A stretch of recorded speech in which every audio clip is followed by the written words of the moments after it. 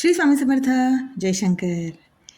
आपलं प्रत्येकाचंच एक इष्टदैवत असतं आणि आपण प्रत्येकजण त्याची सेवा करत असतो. प्रत्येकाचं इष्टदैवत स्वामी असतात किंवा कुणाचं शंकर महाराज असतात, गजानन महाराज असतात किंवा साईबाबा देखील असतात.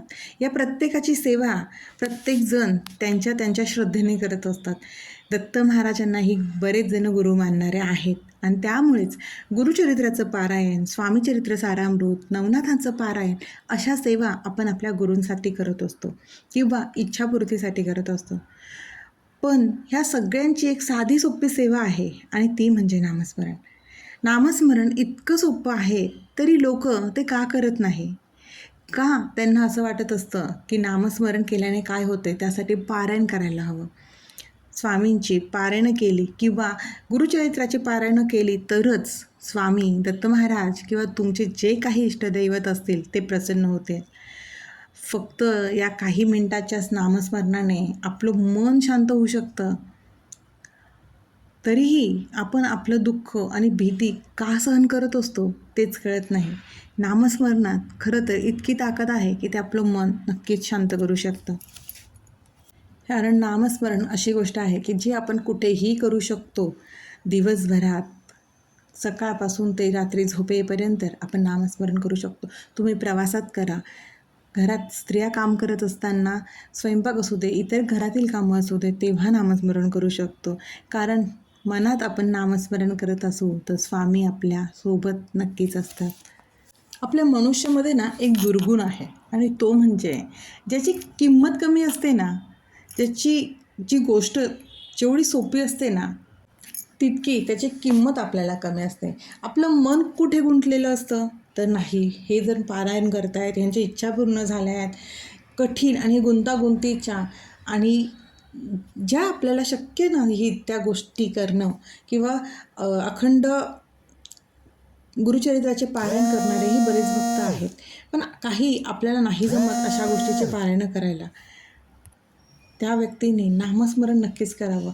नामस्मरण खरंच आपल्याला मनुष्यामध्ये हा खरंच खूप मोठा दोष आहे की त्याला साध्यासुध्या गोष्टींची किंमत राहत नाही. महागड्या गोष्टी किंवा ब्रँडेड म्हणतो ना आपण, त्या गोष्टीमध्ये रस असतो आणि साध्या गोष्टीमध्ये नसतो. नामस्मरण ही तशीच साधी गोष्ट आहे. उदाहरणच म्हणायचं तर आपण घरात असंख्य पारायणं करतो किंवा काही सारे पैसे खर्च करून पूजा करतो. त्या पूजेमध्ये आपल्याला जे सांगेल ते आपण करत असतो. जिथे कष्ट आणि पैसा लागतो तिथे अहंकार हा तयार होत असतो. त्या अहंकाराला जागा मिळत असते. आणि याच उलट नामस्मरणात असा कोणताही गाजावाजा नसतो. ते अत्यंत सोपं असल्याने लोकांना वाटतं फक्त श्री स्वामी समर्थ किंवा दत्त महाराजांचा, श्री गुरुदेव दत्त किंवा दिगंबरा श्रीपाद वल्लभ दिगंबरा किंवा गजानन महाराजांचा गणगण गणात बोते, हे असे मंत्र म्हटल्याने, ह्यांचं नामस्मरण केल्याने संकट कसं दूर होईल? आपल्या मनाला सोप्या गोष्टींवर विश्वास ठेवायलाच आवडत नाही. आजकालच्या या धावपळीत जगात आहे ना, आपल्याला कुठलीही गोष्ट अशी इन्स्टंट हवी असते आणि त्याची सवय आपल्या मनालाही झालेली आहे आणि मेंदूलाही झालेली आहे. म्हणूनच आपण या नामस्मरण या प्रक्रियेवरती विश्वास ठेवत नाही. कारण नामस्मरण ही एक संथ प्रक्रिया आहे. याचं फळ लगेच 1 मिनिटात म्हणजे इन्स्टंट आपल्याला मिळत नाही किंवा ते दिसतही नाही. जेव्हा लोक जप करायला बसतात तेव्हा सुरुवातीला मन जास्त विचलित होतं, ओव्हर थिंकिंग वाढते आणि लोक या सुरुवातीच्या अस्वस्थतेलाच घाबरतात आणि माझं मन लागत नाही म्हणून जप सोडून देतात किंवा आज नाही उद्या करू असा आळस किंवा भ्रम तयार करत असतात. आपल्या मनाला वाटतं की आपल्याकडे खूप वेळ आहे, उद्या करू, पुढच्या सोमवारी करू, पुढच्या गुरुवारी करू, या भ्रमात माणूस राहत असतो. पण संत म्हणतात श्वासाचा काही भरोसा नाही. हा काळाचा भ्रम लोकांना नामस्मरणापासून दूर ठेवत असतो. नामस्मरण हे केवळ फक्त ओठांनी बोलण्यासारखं मंत्र नाही, तर ते अंतःकरणापासून व्हावं लागतं. जोपर्यंत आपल्या मनात तीव्र तळमळ किंवा स्वामींच्या प्रती शरणागतीचा भाव येत नाही तोपर्यंत आपल्याला नामाची गोडी लागत नाही.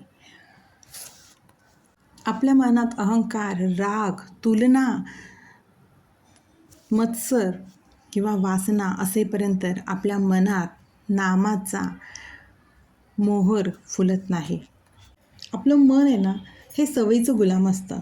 आपल्याला वर्षानुवर्ष कधी नकारात्मक विचार करण्याची, चिंता करण्याची किंवा गप्पा मारण्याची सवय असते. पण नामस्मरण करण्यासाठी या जुन्या सवयी मोडाव्या लागतात. आपल्या मेंदूला पॉझिटिव्ह गोष्टी नको असते, म्हणून तो आळस, झोप किंवा इतर कामाचे निमित्त काढून आपल्या भक्ती मार्गात अडथळे निर्माण करत असतो.